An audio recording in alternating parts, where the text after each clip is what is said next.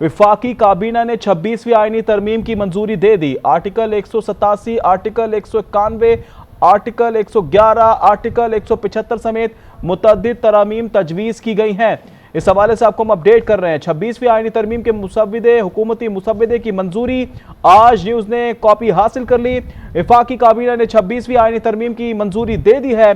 Article 187, article 191, article 111 और article 175 समेत मुतअद्दिद तरामीम तजवीज़ की गई हैं। इस हवाले से एक्सक्लूसिव आप कॉपी देख सकते हैं अपनी स्क्रीन पर। 26वीं आईनी तरमीम के हुकूमती मुसव्विदे की मंजूरी आज न्यूज़ ने हासिल कर ली है। वफाकी काबीना ने 26वीं आईनी तरमीम की मंजूरी दे दी है। इस हवाले से मजीद तफसीलात जानेंगे। अफजल जावेद ने हमें ज्वाइन किया है। अफजल, मजीद बताएगा, फाइनली 26वीं आईनी तरमीम के हुकूमती मुसव्विदे की मंजूरी की कॉपी आज न्यूज़ ने हासिल की है। हाँ जी, देखें, वफाकी काबीना के इजलास में जिसमें 26वीं आईनी तरमीम की ड्राफ्ट की मंजूरी दी गई है, उसके जो एक्सक्लूसिव जो डॉक्यूमेंट्स हैं वो इस वक्त हमारे नाज़रीन देख सकते हैं। और सबसे अहम उसमें जो तरमीम जो जजेस के तकर्रुर के हवाले से थी, वो आइन की आर्टिकल 177 में जो है वो तरमीम है, जिसके तहत आइन के आर्टिकल 177 की जो क्लास 2 है उसमें मुदर्जा ज़ैल अल्फाज को तब्दील किया गया है कि किसी को सुप्रीम कोर्ट का जज मुकर्रर नहीं किया जाएगा जब तक वो पाकिस्तान का शहरी ना हो और कम से कम 5 साल के अरसे तक हाई कोर्ट का जज रहा हो और कम से कम 15 साल का जो हाई कोर्ट का वकालत का है तजर्बा वो ना रहा। और उसके अलावा सुप्रीम कोर्ट का वकील होना जो है उसमें लाजमी करार दे दिया गया। साथ साथ ये भी कहा गया है कि जो चीफ जस्टिस पाकिस्तान की जो मुद्दत है वो 3 साल की होगी और जब तक वो इस्तीफा ना दे दे या फिर 65 साल की उम्र को ना पहुंच जाए या आइन के तहत उनको बरतरफ ना किया जाए जो पहले भी हो चुका हो। ये आर्टिकल 177 में जो तरमीम की गई है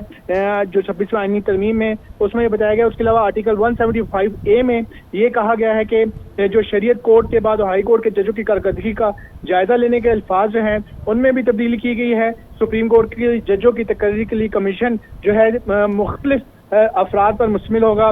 चीफ जस्टिस पाकिस्तान जो है उसके सदर होंगे, जबकि सुप्रीम कोर्ट के 3 सीनियर जजेस जो हैं वो उसके रुकन होंगे। उनके साथ साथ वज़ीर कानून और इंसाफ, अटॉर्नी जनरल पाकिस्तान जो है उनके मेंबरान होंगे। इसी के अलावा 15 साल से ज़ायद तजर्बा रखने वाले सुप्रीम कोर्ट के वकील जो है, जिसे पाकिस्तान बार कौंसिल 2 साल के लिए नामजद करता है। सेनेट व कौमी असम्बली से 2 अरकान, जिनमें से 2 हुकूमती बेंचों और 2 अपोजिशन के बेंचों से होंगे। उसके अलावा 1 खातून या गैर मुस्लिम जो रुकन सेनेट बनने का अहलियत रखता होगा और इसे स्पीकर कौमी असम्बली की जानिब से 2 साल की मुद्दत के लिए नामजद किया जाएगा। ये भी इसमें तरमीम की गई है। इसके अलावा आइन के आर्टिकल 193 में भी जो है तरमीम की गई है। उसमें कहा गया है कि कम से कम 10 साल का जो हाई कोर्ट का जो वकील है वो इस ओहदे पे रहा हो और कम से कम 10 साल तक पाकिस्तान में अदालती ओहदे पर फाइज रहना इंतहाई ज़रूरी करार दिया गया है। इसके अलावा ये भी कहा गया है आईनी तरमीम में, जो आईनी तरमीमों में जो बेंचों में सबसे सीनियर जो जज है वो बेंच की सदारत करेंगे। सुप्रीम कोर्ट का कोई भी बेंच जो है आईनी बेंच ना हो वो मुंदरजा ज़ैल जो इख्तियारात हैं वो इस्तेमाल नहीं करेंगे। खास तौर पे सुप्रीम कोर्ट का जो असल दायरा इख्तियार है आर्टिकल 184 के तहत जो है उसका भी जिक्र किया गया है और आर्टिकल 199 के तहत जो है हाई कोर्ट के किसी फैसले या हुक्म के खिलाफ अपील का जो दायरा इख्तियार जहाँ आइन की तशरीह से मुतल्लिक अहम है उसके बारे में भी इसका जिक्र किया गया। आर्टिकल 186 के तहत सुप्रीम कोर्ट की मुशावरती दायरा इख्तियार को भी इसमें लाजमी जो है वो करार दे दिया गया है। साथ साथ आइन के आर्टिकल 203 के बारे में भी बताया गया है कि हाई कोर्ट के बाद फेडरल शरीयत कोर्ट का ऐसा जज जो सुप्रीम कोर्ट का जज बनने की अहलियत रखता होगा उनके अल्फाज जो हैं वो शामिल किए हैं। और ख़ास तौर पर आर्टिकल 203D की में भी जो है नए जुमले का एडिशन किया गया है। उसमें कहा गया है कि 26वीं तरमीम एक्ट 2024 के नफाज के बाद किसी फैसले के खिलाफ अपील को 12 माह के अंदर जो है निपटाया जाएगा। इसके बाद फैसला नाफिजुल अमल होगा कि जब तक इसे सुप्रीम कोर्ट जो है उसको मुअत्तल ना कर दे। जी अफजल, ये बताइए कि इसमें कौन कौन से ऐसे पॉइंट्स हैं जो मौलाना फजल रहमान की जानिब से डिमांड की गई थी कि शामिल किए जाएं इन तरामीम में? हाँ जी, देखें, जो इसमें जो इस्लामी जो शरिया के नफाज के हवाले से जो सबसे बड़ा मौलाना फजल रहमान का जो मुतालबा था जिस पर उन्होंने तहफ़्फ़ुज़ात का भी इज़हार किया, तो ख़ास तौर पर जो सबसे बड़ा जो इशू था वो आइनी अदालत और आइनी बेंच के ऊपर जो है तकसीम का था। क्योंकि मौलाना फजल रहमान ने पहले ही इस बात की नफ़ी कर दी थी कि वो आइनी अदालत के क़याम के ख़िलाफ़ है। हम आइनी बेंच की तश्कील के हवाले से وہ اس کی حمایت ضرور کریں گے. اور اس حوالے سے جب تک مسلسل کنسلٹیشن ہوتی رہی حکومت کے وفد کی مولانا فضل الرحمان کے ساتھ اور دیگر اتحادیوں کے ساتھ, تو ان تمام معاملات کے بعد جو ہے مولانا فضل الرحمان نے صرف جو ہے آئینی بینچ کی تشکیل پر جو ہے اتفاق کیا تھا, اور اسلامی نظریاتی کونسل شریعہ اسلامی شریعہ کے حوالے سے بھی جو دفعات کے حوالے سے جو تجاویز دی گئی تھیں اس کو بھی جو ہے حکومت نے اس بل کا حصہ بنا لیا ہے, تاکہ مولانا فضل الرحمان کو تمام صورتحال کے حوالے سے آن بورڈ رکھا جائے. اور ان تمام صورتحال کو مد نظر رکھتے ہوئے مولانا فضل الرحمان نے جو ہے اس بل کی حمایت کی ہے, جسے آج پہلے وفاقی کابینہ کی جانب سے منظور کیا گیا, اور اب جو ہے کچھ دیر کے بعد جو سینٹ کا اجلاس شروع ہونے جا رہا ہے اس میں منظوری کے لیے پیش کیا جائے گا, جس کے بعد آخری مرحلے میں اس کی قومی اسمبلی کے اجلاس سے منظوری لی جائے گی. ٹھیک ہے, افضل جاوید ہمارے ساتھ ہی موجود رہیے گا. بیورو چیف اسلام آباد طارق چودھری نے بھی ہمیں جوائن کر لیا, ان سے بات کرتے ہیں. طارق چودھری, فائنلی مسودہ بھی سامنے آ چکا ہے, آج یوزرز کی کاپی حاصل کر لی ہے, مندرجات بھی سامنے آ چکے ہیں, اہم معاملات ہیں جن پر روشنی ڈالی گئی ہے, اور اگر یہ منظور ہو جاتا ہے تو اب چیف جسٹس کا جو تقرر ہوگا وہ سینئرٹی بیسس پہ تو نہیں ہونے والا.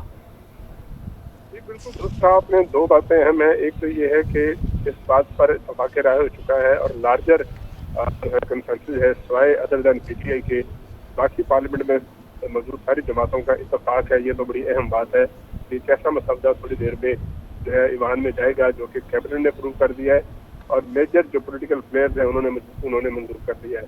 اب جب یہ سارا پروسیس مکمل ہو جائے گا تو تاریخ میں لکھا جائے گا کہ ایک اور ایسا مسودہ آئین کی ترمیم آئی 26ویں, جس پر لارجر اتفاق رائے موجود تھا پاکستان کی سیاسی قوتوں کا.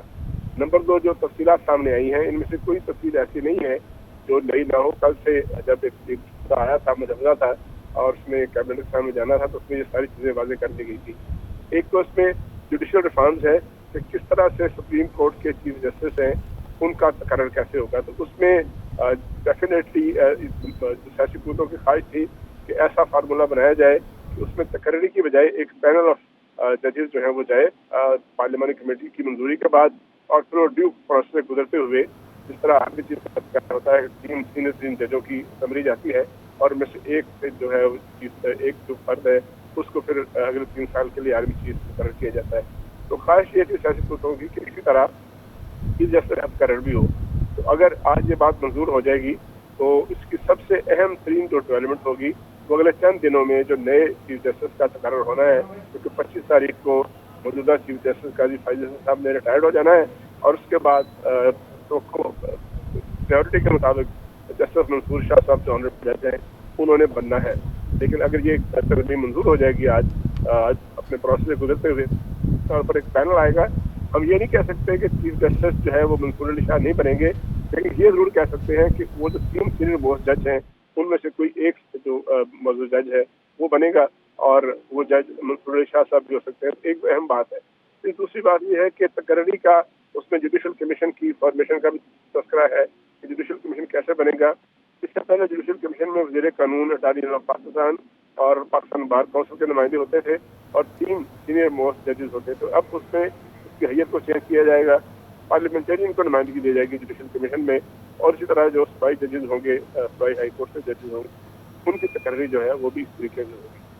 طارق چودھری ہمارے ساتھ ہی موجود رہیے گا. افضل جاوید آپ بھی ہمارے ساتھ ہی موجود رہیے گا. اس وقت آپ کو ہم بتا رہے ہیں وفاقی کابینہ نے 26ویں آئینی ترمیم کے حوالے سے مسودہ سامنے آیا ہے جس میں اہم مندرجات سامنے آ چکے ہیں, جبکہ آپ کو اس حوالے سے یہ بتائیں گے کہ مختلف پوائنٹس کو ریز کیا گیا ہے جس پر آج حتمی طور پر سینٹ میں یہ مسودہ پیش کیا جائے گا, جس کے بعد قومی اسمبلی میں یہ مسودہ جائے گا, جس کے بعد حتمی طور پر اس کی منظوری دے دی جائے گی.